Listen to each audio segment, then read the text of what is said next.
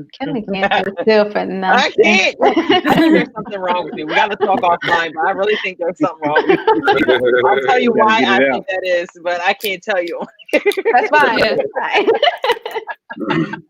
It's going to be one of those conversations. Hey guys, hey Bethany family, I'm sorry. You know, we get so excited when we see each other. You know, we just start catching up and start talking to each other. But we are so happy that you guys are back tuning in. So we're going to give you guys a couple minutes to come on in. We invite you guys to come on in and join the conversation. As you guys can see, the whole family's here. And you know what family this is. It is the Recap Family, 5:30 every Monday, where we recap the amazing word that we were blessed with over the weekend. All right. So like I love doing our amazing intros for our amazing panel. Up the top, we're going to start with our cherry on the top, the man that drops all the wisdom, all the knowledge, and he brings us all together, Mr. Reverend Valdez. How y'all doing? I feel like we intro him for like a boxing match or something. No, I need like the bell and everything. Yeah. Like, I may bring some props. You know, I think that may add to it. Here you go. You know, y'all just started something. Let me go on Amazon. And in the middle, we have our amazing social media director, Sister Maximize Monday. Hey guys. And then next to her, we have the incredible Deacon McGee. Oh my goodness. And down at the bottom, I have my soul sister, my shady soul sister, my engaged live sister, Sister Des. Hey, Kev. Hey, guys. And as you guys know, my name is Brother Kevin, and we love coming to you guys every Monday at 5:30 just to recap this word that we were fed. But before we get into that, we have so much to talk about. Before anything, it's a new month. How do you guys feel about going into this last month of 2020? It's crazy. It's like bittersweet because it's like, ooh, 2021, but also like, ooh, 2021. What do you have in store for us? You know? I don't quite know what to feel because I feel like I had high hopes for 2020. I was like, exactly. 2020. And then we see how that went. So 2021, of course, I'm looking forward to it. But I'm like, okay, what's it going to bring? Those vision boards are going to look different this year. Right. I know everybody looking at their vision board for 2020 like, what? Just stay alive, honestly, at this point. Right now, I know one thing that's going to be on my vision board for 2021 is a treadmill or something because this COVID wave it's crazy. It's crazy. Yeah. But no, I am just so...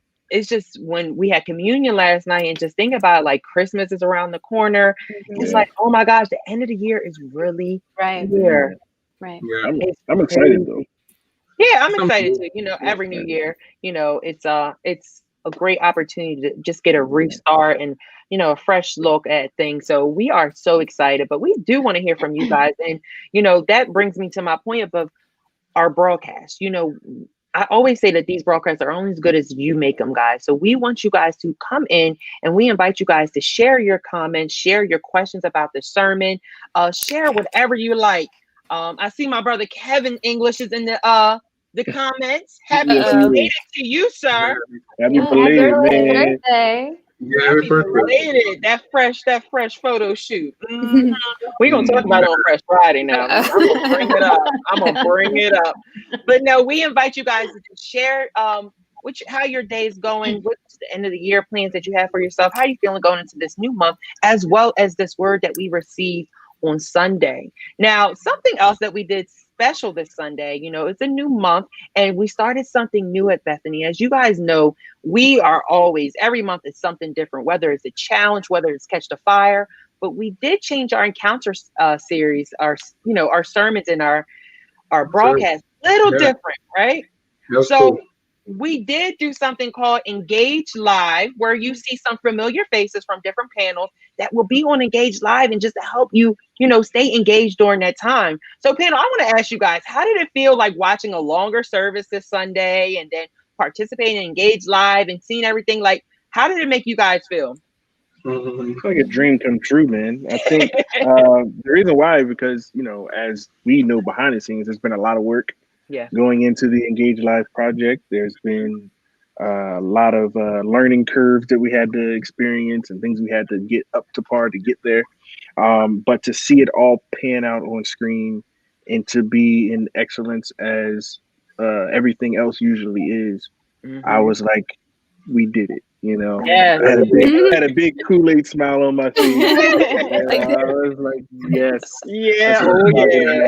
Yeah. So it was wonderful to see, you know, and I'm excited for, you know, the next couple times that we're going to do this and ongoing and how we're going to vamp it up again, because I know how Maya and passionate can be. So I'll be waiting for Tell me about it. Let's get past the first couple first. By February, we'll be changing. Oh, Ava, yes, you saw that running up the stairs. I'm still living from that. I need to be running up the stairs right now. But shout out to you, Sister Ava, too. We saw you on Engage Live this week as well.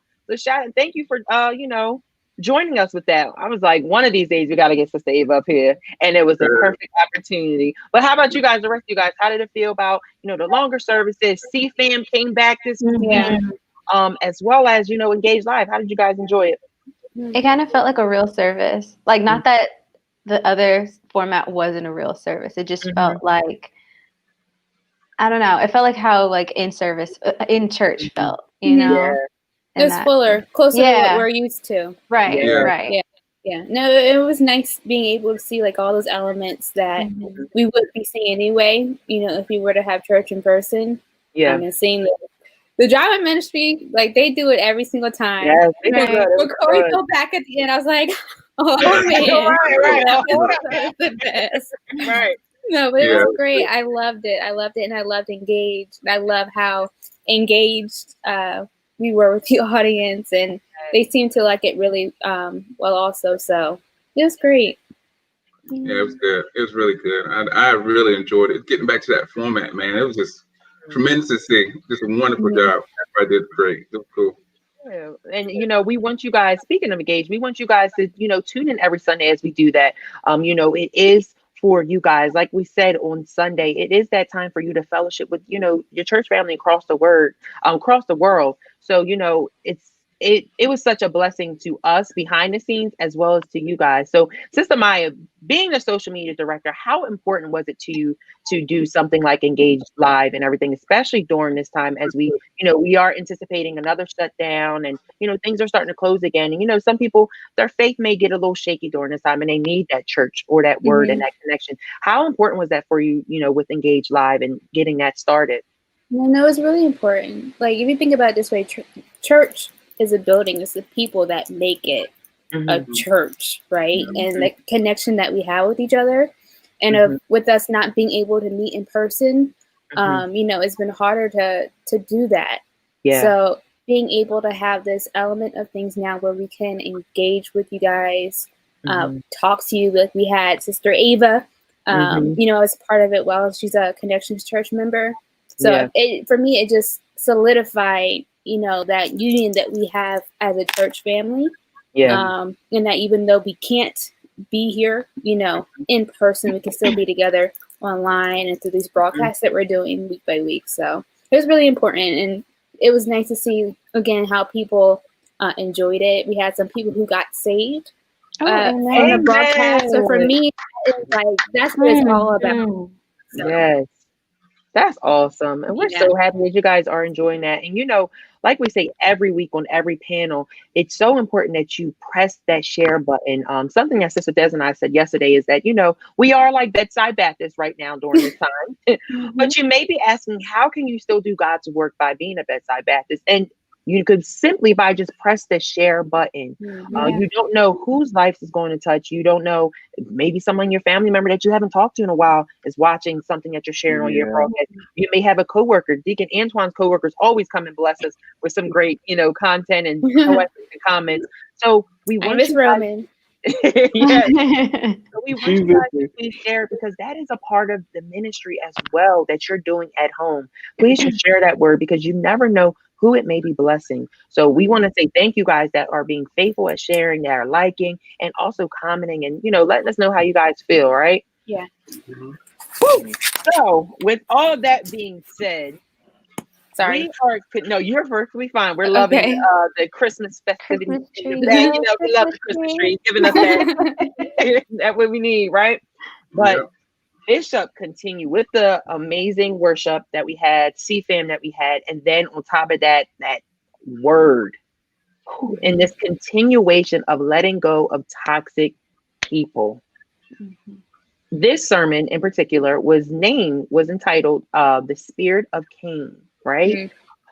Before we get into anything, how did you guys feel about it? It was going first. Her eye roll for me. She just looked at my eye. But I think that we say each week is that like we get another layer of it, and like I don't know for you guys, but I like it literally has me looking at so many different people differently. Yeah. Not in a negative way, but just a way to protect my peace and protect me. And I think it's the best time for, Bishop always drops some gems at the best time, but what an amazing time to start changing that perspective and seeing that circle around you as we're going into this new year, right? Yeah. No, So totally. Yeah, that I completely agree with that. Like it was very timely, and I agree with what you said. Like going into the new year, because I feel like him teaching us toxic people towards the end of the year is so we don't carry anything else or anybody else with us in the coming year. Because even at the beginning of this year and the end of last year, he was teaching on like vision, like 2020 and the year. So it's like, okay, that only makes sense for you to see, open your eyes to see what's around you, see the people in your space, to get clarity. So it's always so timely. And I just love that he has such a strong connection with God that he literally just downloads and can give us everything he has. yeah. So, yeah. I didn't know. I mean, to me, it's like another perspective of it. Like, oh, Bishop, another perspective. You get another character that fits that description so well. Yeah. And how they really reacted to that situation, and how we should see people that react to that situation or a different situation in our life. It was like, wow. And he continues to drop gems, like she said, just like he sees it and he puts it out to us where we can understand it and apply it to our life. It's wonderful. And what I'm loving the most about it is like, it's like, not that it hasn't before, but like, I don't know, this time now that we're shut in and like we have to focus on certain things, like it's making me like relearn about the Bible and the story and the characters and looking at it in another perspective. Like, wow, I didn't even think of it like that. And the family dynamics and those close to you, it mind blow, right? Yeah. Like if you really think about it, the Bible is like the best drama love story that you can think of. Like it has a lot in it that most people just think it's, they think it's a lot of rules and regulations, but it's really a story, of God interacting with his people throughout history. Yeah. That's all it really is. Oh my gosh. So I want to say Bishop came out of the book of Genesis, chapter 4, verse 6. And we are familiar with the story where Cain and Abel are the children of Adam and Eve, and it is generally accepted that they were twins. The Bible makes a distinction in their function in the family. Abel is a shepherd and Cain is the tiller of the field. Cain is a farmer who deals with grass, greens, hay, wheat, and all those things that feed the vegetarian part of life, but Abel is a shepherd. Some people say it was not fair for God to reject Cain's offering and accept Abel's because Cain was a tiller of the ground and he wasn't a shepherd, but Abel was a shepherd. In the process of time is where the revelation is for us. In the process of time, meaning Adam and Eve had accurate experience with what God would receive as a sacrifice. So Cain comes and brings of the field, and Abel comes and brings of his flock.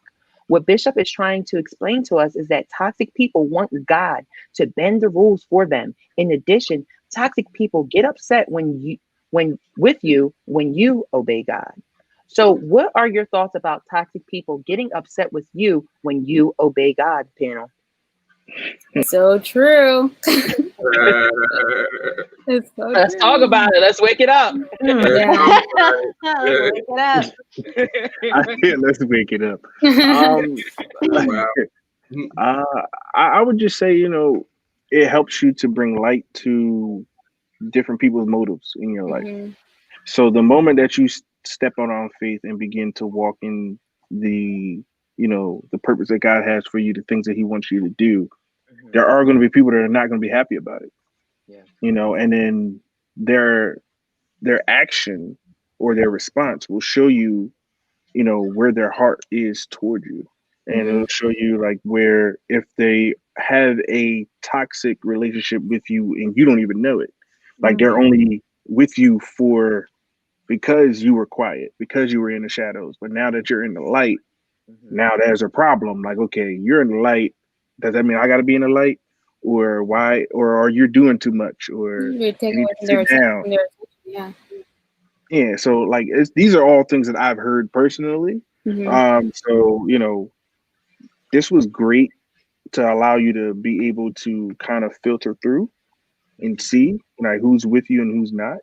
But it's also a good filter for you to know when you have those thoughts in your head. Right. You know, because sometimes we may think it too. Be real about it. You know, like, ooh, why are they doing all that? It don't take all that. Right. You know, some people have those thoughts. And I always reflect back like, oh, I've said that before. Okay. You know, that kind of thing. So it's good. Right. Yeah, sometimes we do it subconsciously. You know, you say something and then you have to go back and revert yourself like, no, I shouldn't have put myself. I shouldn't have said that, or I shouldn't have thought. I mean, you're gonna think some stuff anyway, but you know, try to go back and mend it. Like, you know, no, they're not doing too much. They're doing what God told them to do. You know, stuff like that. You know, because it seems like we all have those thoughts, and then we have to replace them with godly thoughts. I guess you have to. I like that. I like that. Sister Maya, you want to add to that? Yeah, you gonna go? You can go ahead. I wasn't sure. No, I completely agree that, you know, there are a lot of times where people see you moving in one direction and they try to pause what's going on with you, you know? Or like when the question that someone asked on the discussion yesterday, and I reset it on the Engage Live, that, you know, sometimes toxic people, if they're in your space at a certain time, then they are there for your transition. It's kind of the I knew you when type of thing, or I knew what you used to do or who you used to be. And so it's like, well, why are you changing now? You know, you do this thing with us or with me, and now all of a sudden you're transitioning, you're changing. Like, who do you think you are? And it's like, no, like, I think that we've made, like, sometimes the toxic is for the better for you. You know what I mean? Like to better you or to get you out of a situation to make you better. So, yeah. And I think that's the hardest, like when you do have those people that been with you for a while, and you know, when you do that transition and when you do that change, people try to like always bring up your past, but there's a reason why it's called your past, right? Yeah. So sometimes what's hard about it is because you have to outgrow those people, and sometimes you can't take those people to your next dimension or your new identity or something. You know, I think that's the hardest about it. Sister Maya, did you want to add anything about that? No, I mean, it's always very interesting to me, like that concept of, you know, fairness and things not being fair, and how that kind of instigates things in your own spirit. Does that make sense? Yeah. And like I don't really have anything to add. It's just that's just always something like, why can't we just be thankful for the blessings we have instead of trying to make that comparison to what I have and what someone else does. Right. You know what I mean? Yeah, no, we know what you mean. We know. It's weird though. People compare themselves a lot to others, and it's like, why can't we get past that? That's why I feel what you're saying. Like, why can't we just move on here for everyone? But it's like somebody you feel like, and probably from the toxic person position, they feel like you done turned the lane on them. Everybody's going the same way, but you turned around and went the other way. Right. And so now it looks like you're in a different direction than them, or a wrong direction, but you're going in the right direction. Right. And you change stuff, and they can't get it through their mind. And it's like, now they're questioning what you're doing, but you know it's a godly thing, and he's told you to do a certain thing. It's like someone with a great idea. At first, people don't get the idea, like the iPhone. You don't get it, and you start talking junk about it. But then once you start working with it, or get it, you're like, oh man, this is great. And you should be the whole time. Not everybody. Now, some people just straight up toxic, but some people could have been with me the whole time. Instead of you cheering me on, you became a side by standing far off, almost like the school of the prophets, and you just stood afar off, and instead of cheering me on, you just you became a naysayer or a long shot watcher from a distance. Yeah. Told you. Told That's you. what he does. That's what he does. Does that, Mike? So you will know someone is toxic when they believe their revelation should cause God to change. In Cain's mind, he believed that what he had should have been good enough for God. He learned over time from Adam and Eve what God required, and what God required was a blood sacrifice. Even though Cain is not a shepherd, Bishop states that he could have gone to his brother and tell Abel that he needed a sheep, because that the God that we serve does not change, and he cannot change. He is the same yesterday, today, and forevermore.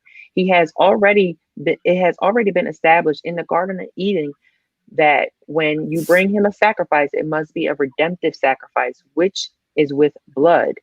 So let me ask you guys, do you believe that individuals cannot identify their own toxicity because the relationship that they have with God? I think that aspect of, oh, it's good enough is what can really get us in trouble. I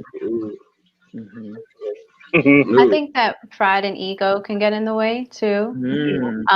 And also, if you're listening more to society than to what the Word of God actually says, because societal wise, a lot of things that, like, even some of the things that we do, societal wise, it's like we could be Christian and do X, Y, Z, but like the book says something completely different. So it's like, are we following God's word, or are we following what we heard somebody say that was God's word? You know what I mean? So like, so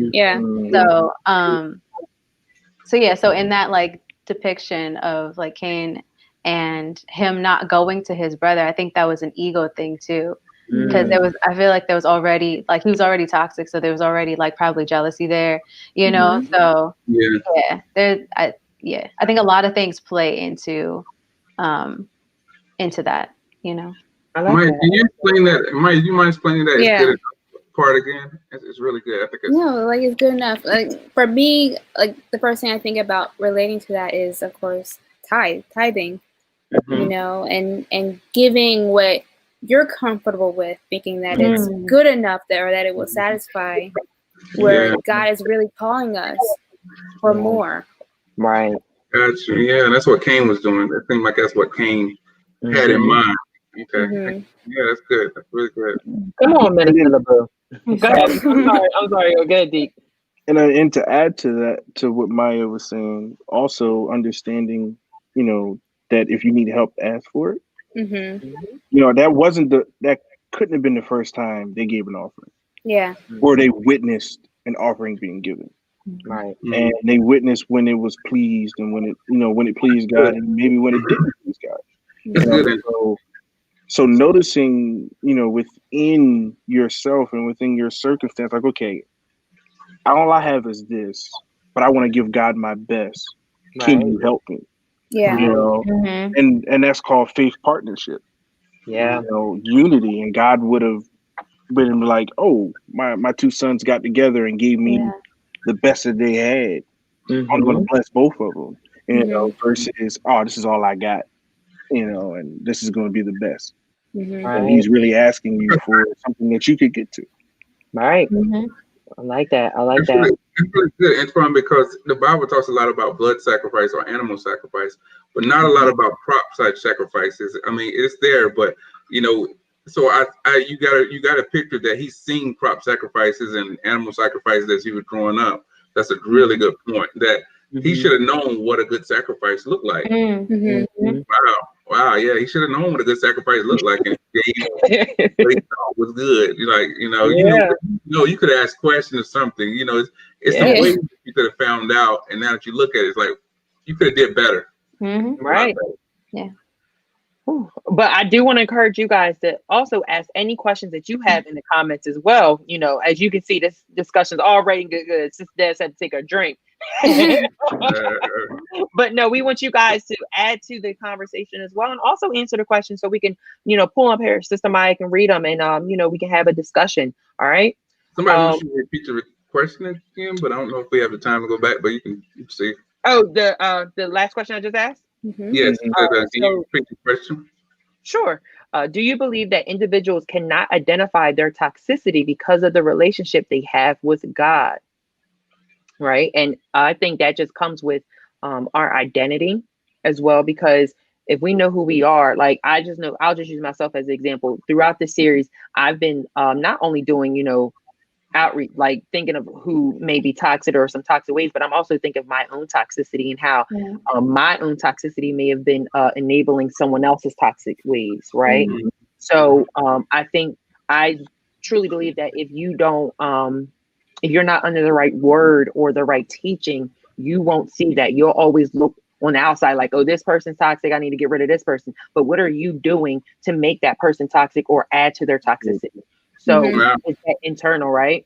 So that's what I think. Turn that mirror, bro. Go ahead. So we want you guys to You better add out some to it as anointing well. or something. It's the oil. It's the oil. It's the oil. It's the because we did engage yesterday. I'm still on this high. But a toxic individual has a problem accepting responsibility for their own actions, even though what they have done is wrong in God's eyes. Toxic individuals do not have the favor they thought they were entitled to because they make idols out of themselves and start to believe that everything that they get, they are entitled to. Cain thought he was entitled to God accepting his sacrifice, but he forgets what he was taught by his parents because suddenly Cain's grown now and he has a new way he wants to do it, and it does not matter what he was taught. Toxic people discard what they have been taught and establish what they think is a new protocol. So there may be a toxic person that wants to come into your life and wants to tell you how to run yours. On the other hand, you may have someone who is wise come into your life and give you advice when you are obviously making a whole lot of mistakes. Whole lot of mistakes. That doesn't mean that makes them toxic. We learned that Cain has a fundamental problem because he knows what to do and does not do it. So let me ask you guys, I think I've asked this question like on different series and everything, but on this letting go of toxic people series, how do we identify the difference between constructive criticism and someone who is just trying to tell us how to live our lives? Oh, that's a good question. Good question. Say it one more time. How do we identify the difference between constructive criticism and someone just telling us how to live our lives? Because like Bishop said, there may be toxic people that may come into your life and just tell you do this, do that. And then we've been around so many toxic people that when someone actually is coming around and when we're doing something wrong, they're like, hey, we're looking at it like, oh no, this is not good advice, when it actually is good advice. So how do we identify that difference between constructive criticism and a toxic person? Go ahead, Deacon.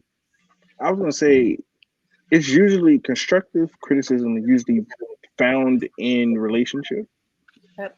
Those people that just want to do as I tell you and be gone, they usually don't have a lot of investment.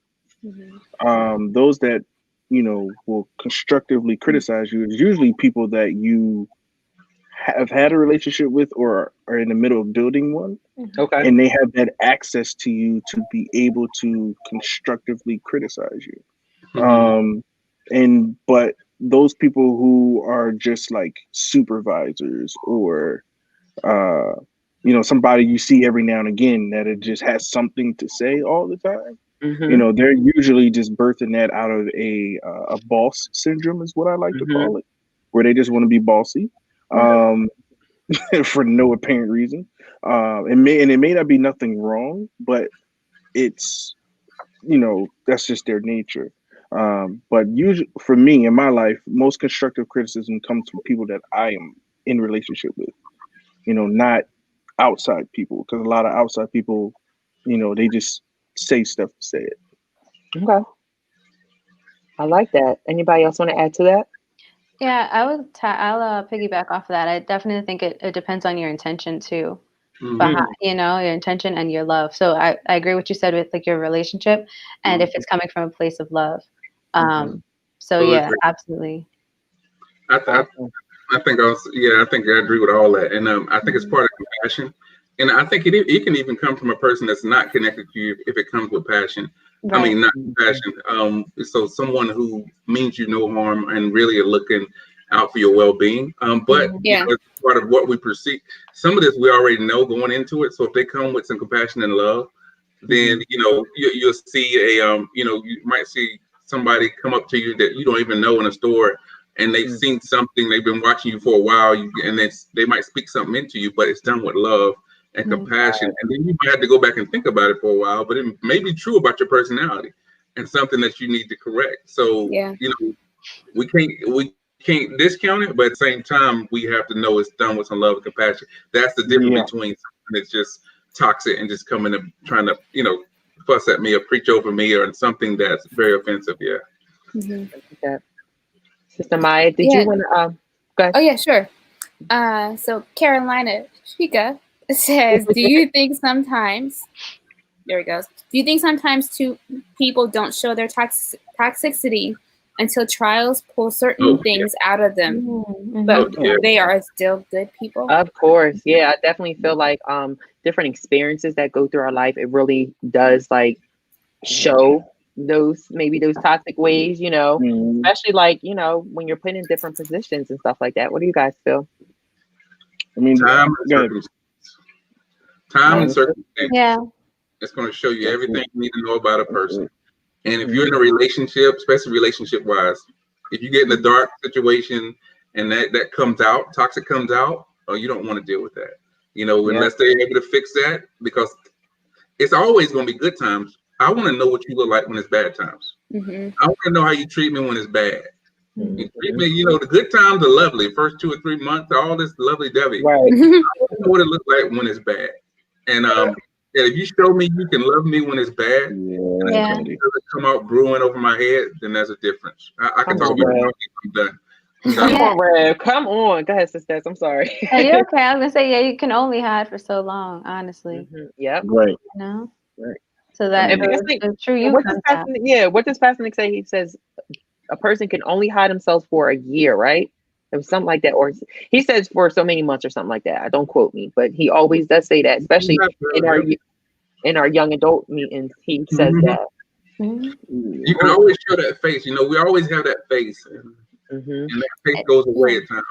It's always interesting when people show you. Oh, I'm sorry, man. Go ahead. Okay, no, you can continue. I was gonna say, when they show you like a little bit of the toxic in the beginning, and then you put those rose-colored glasses on, and you're like, oh, it's not that bad, and then those things get knocked off your face, and you're like, oh, this is wrong. Right. Be alert. I was just gonna say, I feel like Bishop alluded to this in the message this week, is that people carry it in their faces, like you'll see it. So definitely. Oh my God. That part we're gonna get to that part. That part definitely did hit different. But thank you for that. It was Carolina, right? Carolina Chica. You gotta say it. You gotta say the whole username. Carolina Chica. I love it. Thank you. That was a great question. So when God does not do what toxic people want him to do, even though they have been disobedient, they have to focus their emotions on a person who is in the will of God. Bishop said that he does not want us to be surprised when the problem people have with you is the strength of your relationship with God. And that strength can be seen in the things that you do. When you are a person of worship, a person of sacrifice, or a person of service, it gets on toxic people's nerves. So all you're doing is going about your business, and all of a sudden you find out that this person who you trusted has a problem with you. So how do we continue to demonstrate God's work without being seen as we are better than others in a toxic individual's perspective? Because we kind of alluded to it earlier when we have those people that are around us, you know, and then we get saved, rededicate our life, and, you know, we start saying things, and then you try to give people advice, and they're like, oh, just because you go to church and then you go to Bethany, you think you're better. How do we continue to demonstrate God's work in our walk without being seen as being better than others? Humility. Humility. Grace and patience. Yeah. That's really, you know, the three. You know, you have to be humble in everything that you do. You know, if you're out there being cocky, being a show off, like I'm reading my Bible, I'm doing this, Yeah. you know, it's not going to go well. You know, what else say? Well, humility, Jesus, Lord. Grace, patience. Yes, you have to give people grace because not everybody's going to be where you are. Yeah. You know, and it took time for you to get there, so give them that time. And then patience with people, because as your nature changes, people are going to ruffle your feathers. Mm-hmm. You know, and you also have to be patient with yourself. Mm-hmm. You know, as you're growing to understand all these other people. So yeah, Like yeah, that. and I agree. I think all those three things definitely you need to do, but at the same time, I think that that's a burden that you shouldn't carry, because you're never going to make somebody happy. You could be humble, you can have grace, you can have patience. That's still going to ruffle someone's feathers. Yeah. Nothing you can do about it, but just continue to do you and do things in the right spirit. That's it. All right. I like that. Ditto. I think, I mean, you can't please everybody. I mean, all that and Deacon said is so true, but you're not going to be able to please everyone. And so, you know, at the end of the day, you have to be the best version God has for you. And so show up with that best version, and whether people hate on you, you know, whatever they do at that point, it doesn't matter. But you do the best to make sure God is pleased. And as long as He's pleased, we're good. Yeah. Yeah, and I think like, oh, go ahead, Sister Des, were you going to say something? I was going to, but go ahead if you want to talk. No, I was going to say that I feel like when you're under like good word and good teaching, and like you're reading your Bible and you're doing what you have to do, that is the comfort that gets you through those times when people ruffle your feathers and stuff like that. You should just be in tuning your relationship with God and everything, especially as you're growing and learning more, that certain things you just brush it, you know, because all it is a distraction. You know, me knows the path that you are on, and will try to use those emotions to try to, you know, get you sidetracked. Yeah, you can't do it. Our young sister Shania always says, "Mind the business that pays you." And like, she's a clown, but like it's real, you know. And not necessarily the business that pays you, but like if it's not in the will and it has nothing to do with what's going on in your life. So real. And I think too. Oh, go ahead. You go ahead, man. Pastor during communion last night, you know, he spoke on Judas, and he said, "Oh gosh, of course now I can't remember it."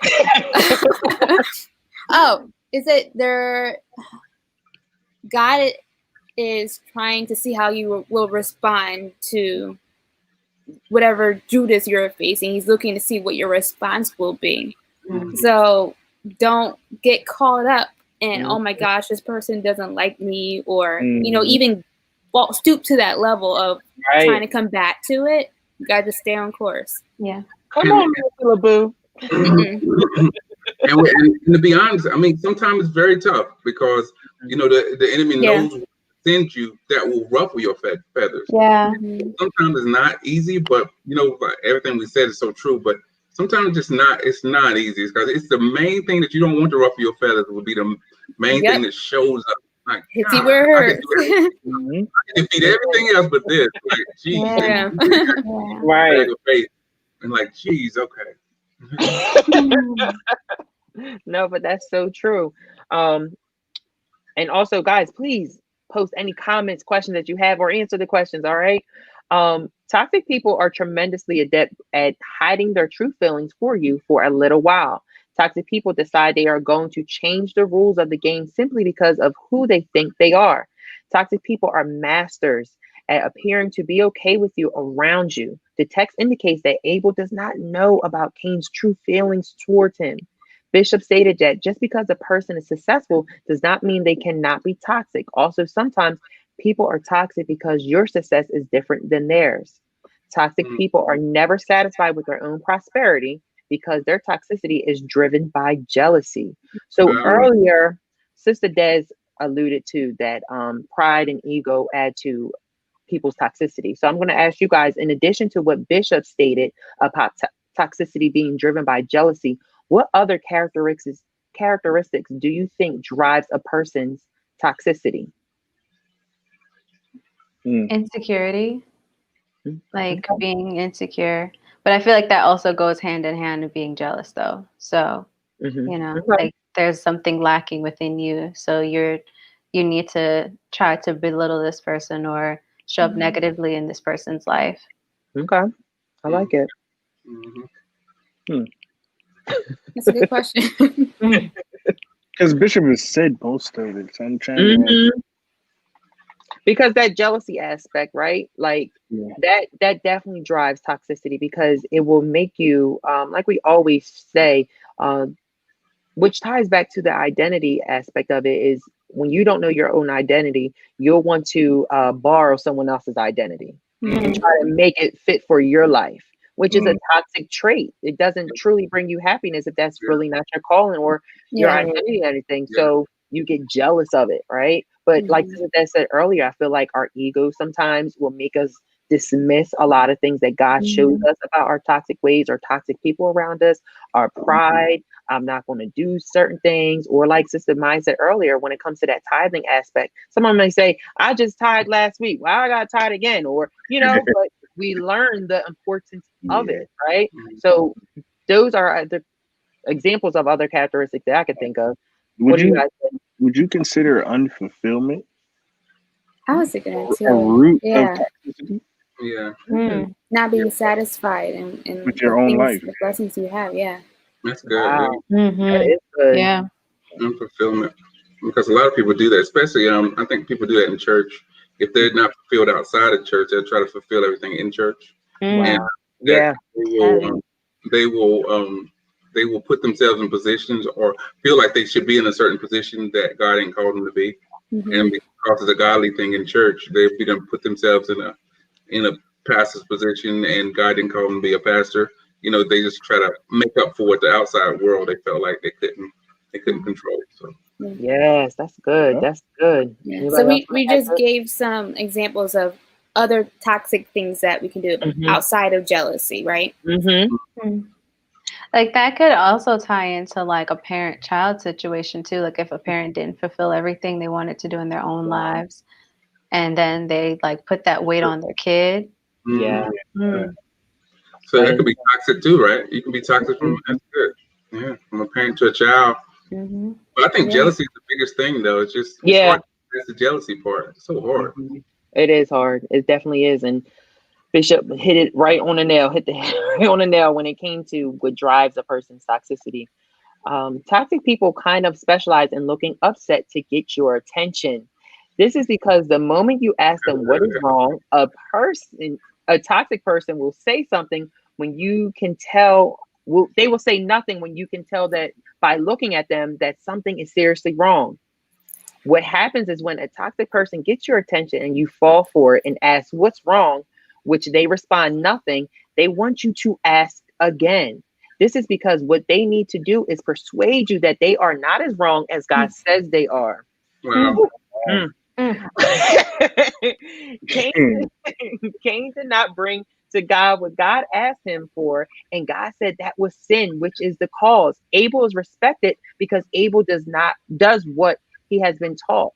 In the process of time, they were both exposed to the same wisdom, but toxic people always feel as though they can change the dynamic of what they have been taught. It is virtually impossible for a jealous person or toxic person to follow your instructions to the letter. They have to rewrite the instructions so it appears as though it came from themselves. And when it does not work, they have a problem. Their problem is not with God, though. It is with the person who followed the rules. There's a lot of things to unpack here, guys.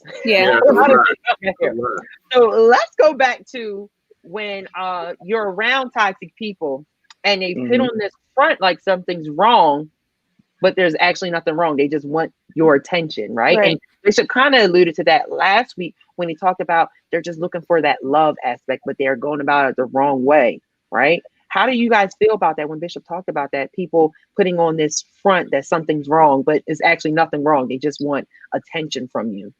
Attention getters. Well, yeah, I think it's important to identify them early.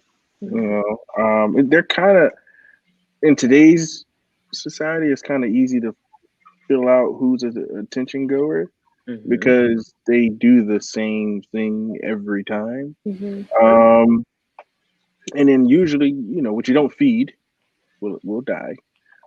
So or not grow, so to speak. Let's be a little nicer. Will not grow. So that aspect of it is is important. But I also think some people need constructive criticism when it comes to their how can I say this word? Their neediness. Like everybody does it, if you need something, say it. Don't put on the front to get my attention. If you really need me, I'm here for you. Yeah. Don't pimp my discernment because you refuse to say something, Can you repeat that? Don't pimp my discernment Jesus. because you refuse to open your mouth. That's good. I'll be Don't pimp my discernment. There we go. All right, Deacon. Well, all right. Does anyone want to piggyback off that? So let me ask you guys, what are your thoughts about toxic individuals? Somebody say you need to print that on shirts. Yeah, you need to. Go at the Harvest bookstore. Sell at the Harvest bookstore. There we go. Amen. Yes, God. Thank you, Jesus. But what are your thoughts about toxic individuals having a problem with the person that followed the rules and not God? Say it one more time. What are your thoughts about toxic individuals having a problem with the person that followed the rules, but not a problem with God? Oh, they have a problem with the person, but they don't have the problem with God. That sounds like their problem. Yeah. That sounds like you hating on me because I'm doing what I'm supposed to do, but like you need to fix your relationship with God. Like, that I don't know. That sounds like forgive me if I'm like. That sounds like a personal issue. I think that's the great answer. It sounds like a personal issue. Yeah. Don't pit my discernment. Yeah. Oh God. I feel like that could be a whole sermon series though, for real. Yeah. I'm gonna say that all the time now. So Cain did not like Abel's position in the family. No matter what Abel did for Cain, his toxicity would not allow him to appreciate his brother because only pride would make him not ask his brother if he could buy a lamb from him or could they both give the lamb together. When you are toxic, you do not want to share any glory or favor. Cain kills Abel because of Cain's disobedience to God. Cain becomes murderous because God has respect for Abel's offering and did not have respect for Cain's. Cain is upset enough to kill Abel because toxic people think that if they get you out the way, that it will change their situation with God. He was essentially removing competition. Toxic people on the job try to undermine you to remove the competition. Panel, how do you handle a toxic person, whether it's on your job or in your ministry, that starts to attack your character and your name? Oh my. Oh my.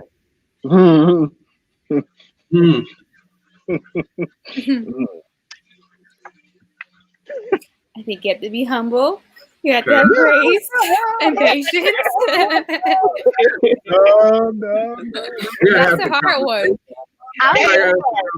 Because those are fighting words, for real. Like when you're coming after my character, okay. You gotta have some conversations. Yeah. Yeah, we gotta talk. As Bishop says, I got some talk for you. We got to talk. It wants to take you back to the BC days, the before Christ days, right? Yeah. But I was going to say, one of the first places, of course, you talk to God about it before you do anything. Mm-hmm. Because when somebody attacks your character, that's a very personal attack, and you want to handle it in a very personal way. That's the easiest way I can say it. So, talking to God, but then also talking to your leadership, whether it's somebody who's over you at the job or somebody or your pastor or your ministry head, and be like, okay, this happened. How should I go about this? Yeah. So that you're not necessarily inflicting another wound on the person, because some people have more wisdom than we do when we have to deal with these situations. No, definitely. I think sometimes you need a mediator to kind of keep things level, because again, when it's on your character, that's for me, an emotional thing, and like you gotta be around someone who can think clearly for you, for lack of better words, and will hold you accountable to things too. To say, okay, you were wrong for such and such, and you were wrong too for whatever. So, no, I'm not wrong. Just playing. You never, Kevin. Sister Des, you were gonna say something. I was just gonna reiterate. Again, that sounds like a personal issue for you. Seriously, because if you are coming at me and attacking my character, like my character is gonna speak for itself. Yeah. I'm like if you're going to somebody, like if it's a work related situation and you're trying to attack me and go to the supervisor and say XYZ, well, the supervisor has a good enough rapport with me to know that I wouldn't even act in whatever way that you're saying. Yeah. So it's like it's whatever word, whatever rumor, whatever it is that you're trying to start or spew and stir up against who I actually am and who they know me to be. So again, that's your issue. That's your problem. That's honestly, because why am I going to get worked up behind something that you're saying when when the person that you're saying whatever to knows me as well and knows that I wouldn't act or do or say these things. I hear you. That's good. Yeah, that's good. I still be upset about it though. Yeah. No, you get upset about it, but but I don't think that it calls for I'm not going to sit here and have a conversation with you about it because you're wrong already. I'm not even going to give you any energy. I'm going to go over here and I'm going to keep doing what I'm doing because I'm not going to show you. I'm sorry. Yeah. No, I was going to say, I guess that's with that. When it comes to dealing with a situation like that, I think what we definitely have to pray for is that peace, because you want to approach it in a certain way, but you got to say to yourself, like, hey, I know what they're saying is not true. So exactly. I can't let them get me out my element, get me out my character if I know that's not. But again, it is hurtful because it's just like, yo, you out here, especially let's say you're on a job, you're a young professional, you're still building that resume, you're still building that rapport, you're still building those relationships.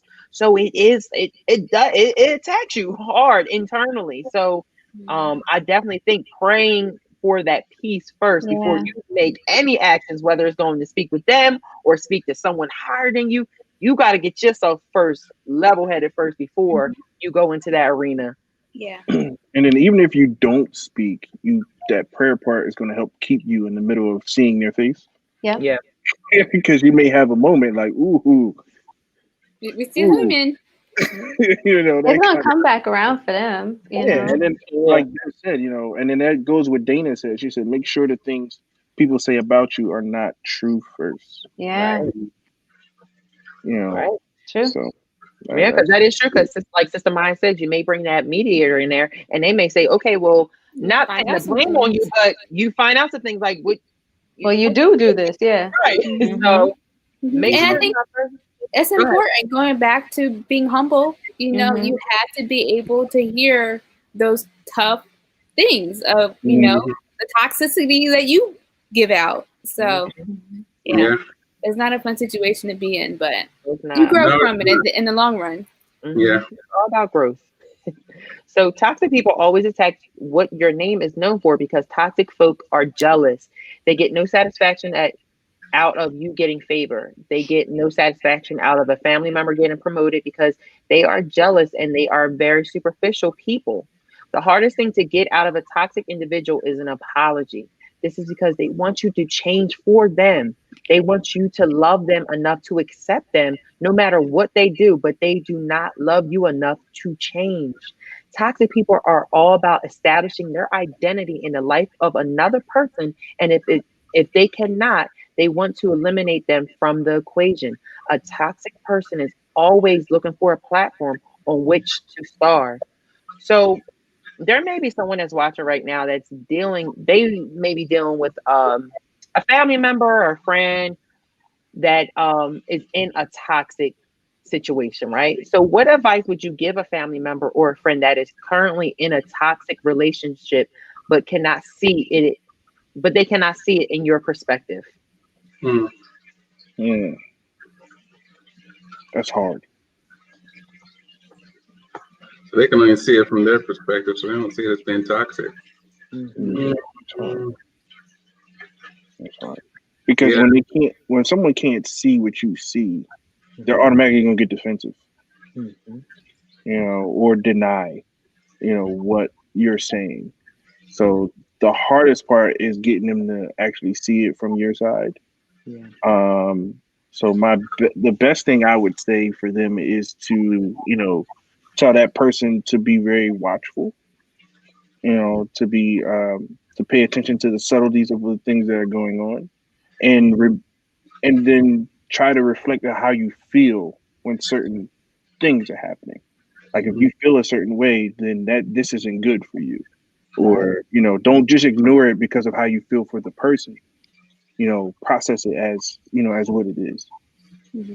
I think this is where boundaries come in at, because you're not in agreement, but this is what I'm saying that makes me feel, or how you make me feel, or what you said is, basically it makes me feel a certain way. So in that instance, I don't want you to do that anymore, or I want you to treat me like that anymore.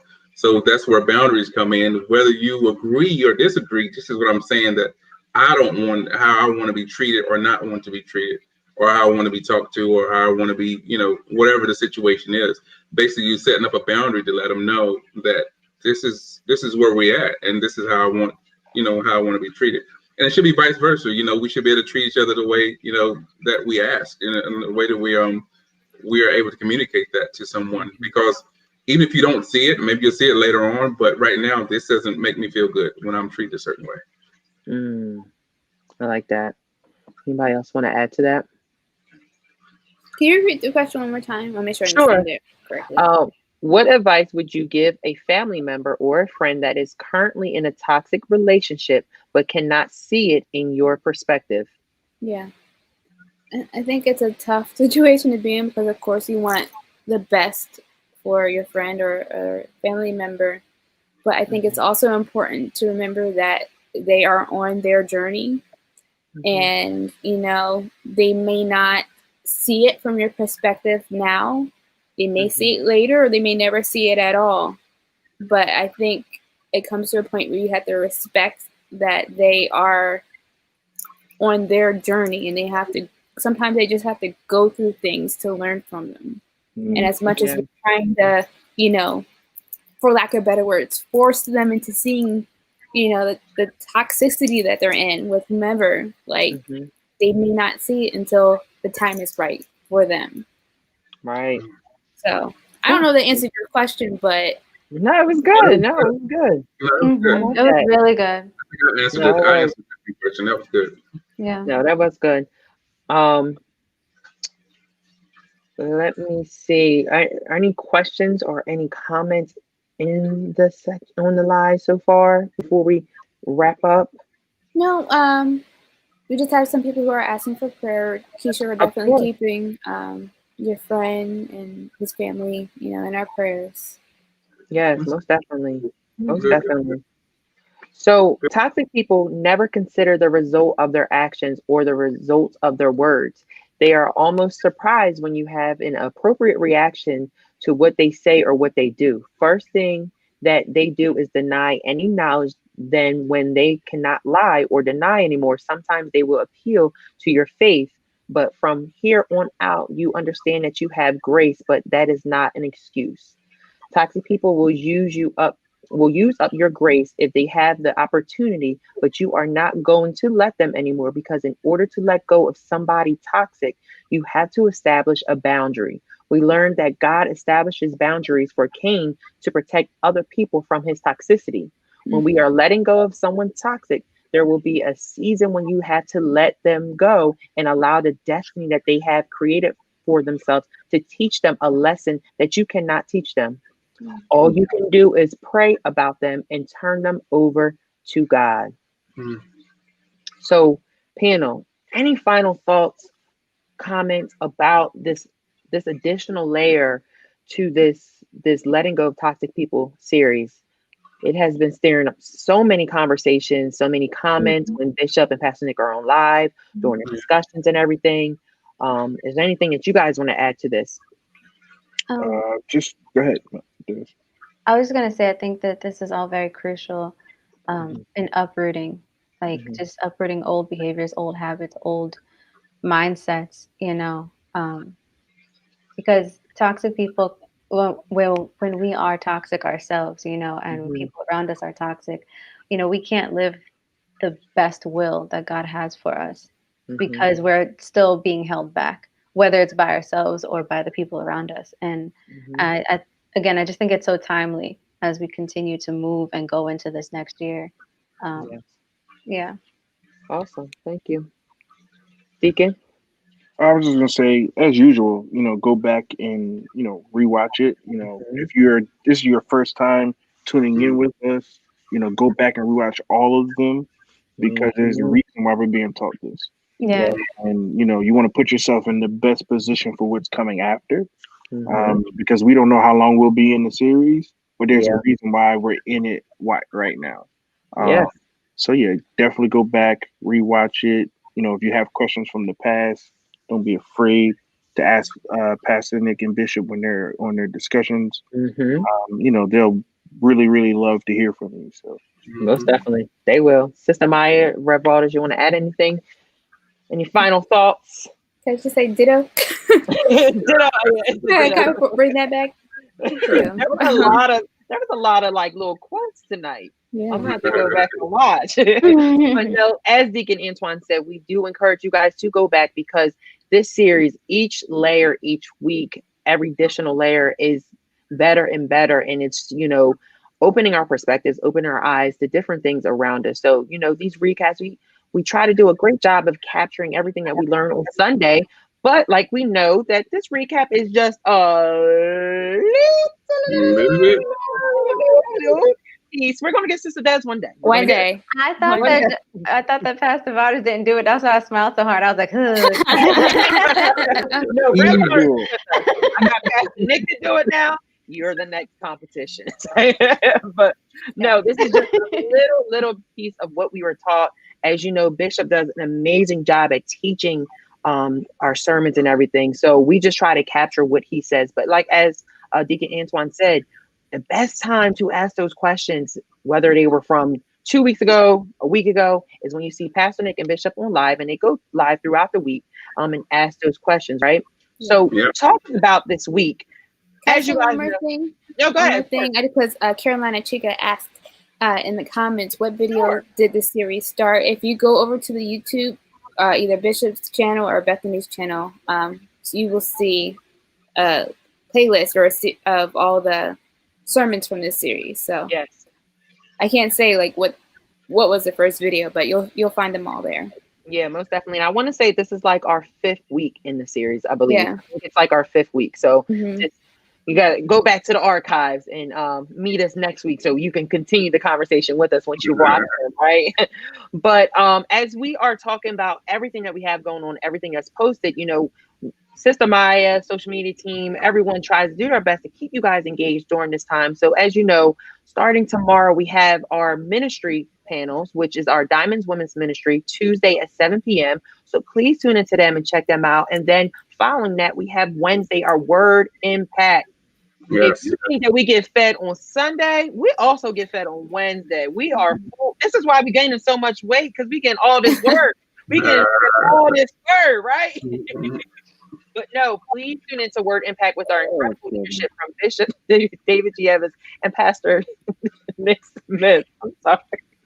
And then Thursday, we have our panel, Sound Mind panel. It's continuing about the grief, right? Yes. Talking about grief. Okay, so please tune in. Like I say, these panels are structured to help not only us, but help you guys during this time as well. So please, we invite you guys to tune in, invite somebody, as well as drop your comments and also share the content. And then Friday, we get fed with all that good word throughout the week and all that good stuff. And then Friday, we have a little shadiness, a little fun with our Fresh Friday, our fresh crew. We are coming back. This is our first fresh this month. And we're gonna talk about some fun things. I'm sure that the fresh crew is gonna bring some laughs this Friday. We have a birthday to celebrate. So please tune in Fresh Friday, Young Millennials and our tweener leader. Pastor Nick, the tweener. We like to have a great time. We talk about relevant topics inside and outside the church, and we love to hear your feedback. So we encourage you guys to tune in with us, as well as Saturday On Point Radio and Emerging Worship Saturday evening at 6 p.m. Okay, and then Sunday we have our services, our encounter services at 8 and 11, and our Engage Live at 9:45. Guys, if you were not able to experience Engage Live this Sunday, I encourage you to please tune in. We like playing games. We like talking about the word, and busting it up. We like having a good time. We want you to feel like you're actually in the sanctuary with us in the Harvest Hall talking about service. So please tune in and also invite someone to tune in with us. And then Monday, Maximize Monday with our incredible Pastor Nick and incredible Sister Maya. And then you see this amazing panel next Monday at 5:30. Back at it again. Back at it again.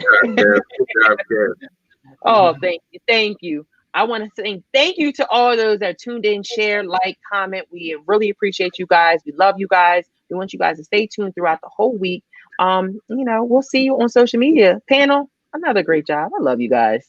Good job. Love you too.